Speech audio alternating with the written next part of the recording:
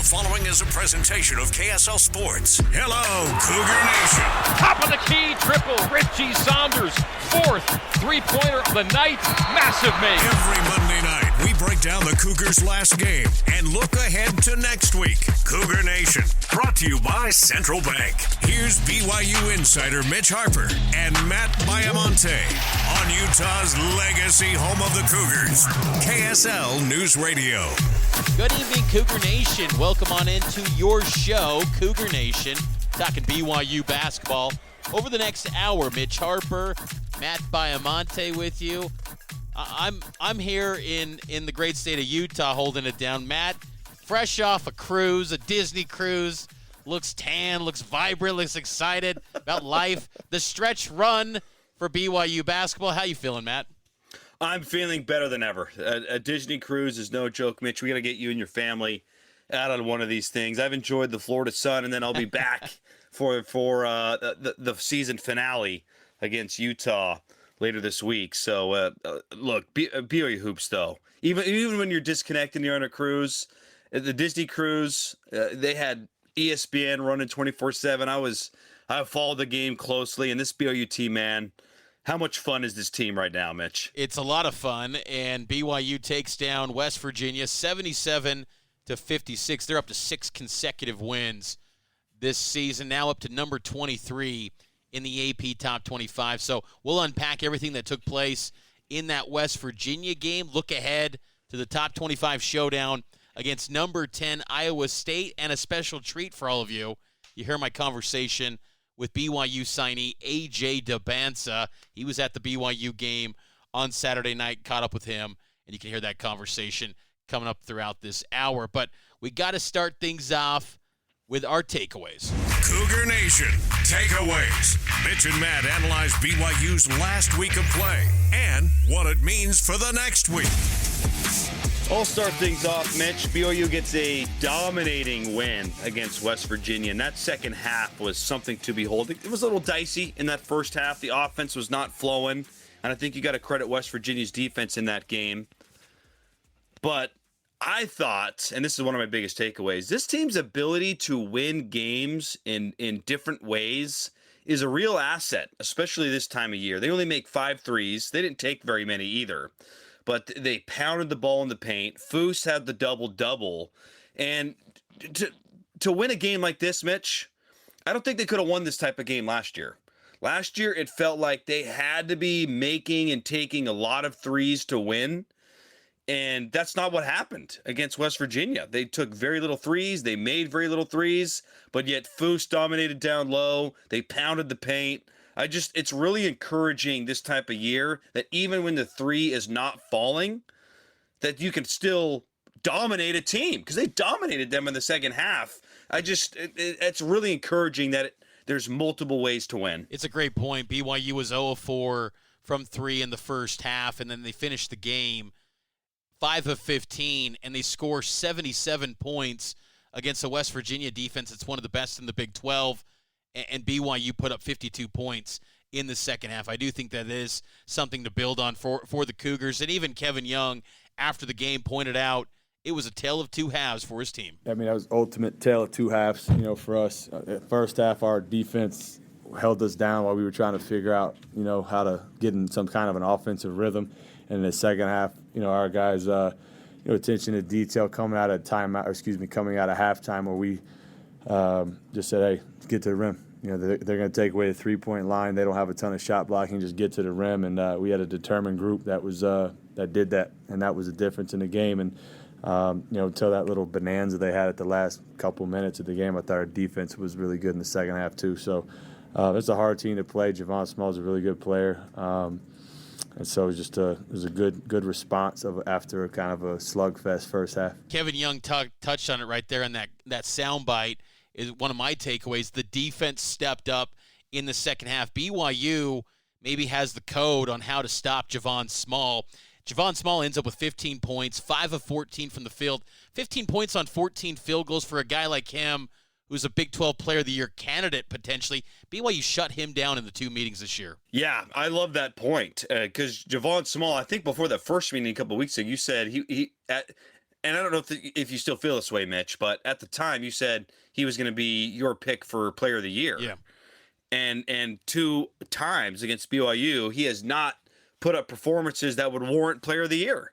So that is a tip of the cap to the defense, no doubt about it. My other takeaway, Richie Saunders, man. I mean, not necessarily a noteworthy performance against West Virginia, just a pedestrian 13 points. But that's my takeaway. This guy has a pedestrian game. I mean, it was a solid game. I'm not saying it wasn't a good game, Mitch. It wasn't what it was against Arizona State. As Arizona State, he was awesome. And earlier today, Mitch, he was named the Player of the Week in the Big 12 for a second consecutive week. And dating back to that Arizona State win, which we haven't had a chance to discuss, he was the first BYU player in several years to have 3 in a row 20-point games.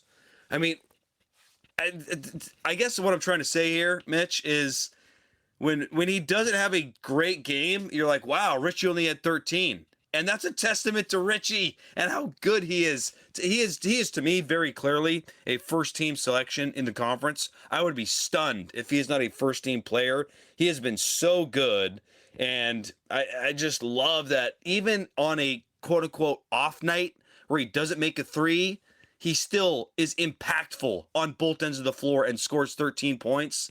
What we're witnessing from Richie Saunders is truly remarkable. The improvement from last year to this year. You never see that kind of jump.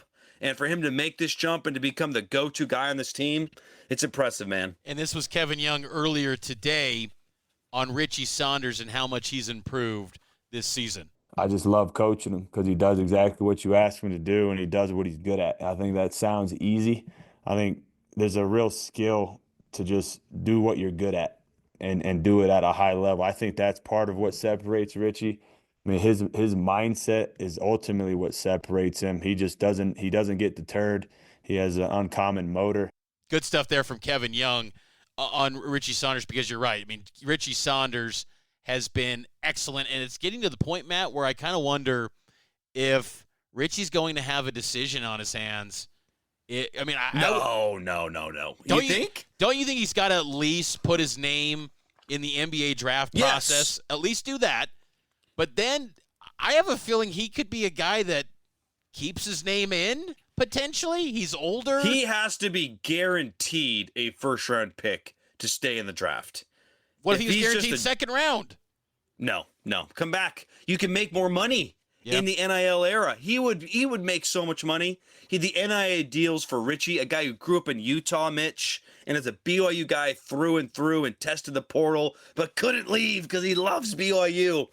That guy would command some serious coin in the NIL market. You don't go for the second round. We've seen this, Mitch. We saw this about, 15 years ago when Jimmer tested after his junior year. He was not guaranteed a high enough pick, and he comes back and kicks butt. And then on top of that, last thing, and I'll let you get to it, next year is going to be insane. You have an interview with AJ DeBonsa. I can't wait to hear that later on the show in Cougar Nation. The eyeballs, the scouts. I mean, if he just continues what he's done this year, and there's all this publicity with AJ, and they make a tournament run, don't you think he would then maybe be a French first-round pick? Potentially, and I think that what helps the cause to get him back is revenue sharing, where BYU can directly pay him on top of NIL, whatever comes from the Royal Blue Collective.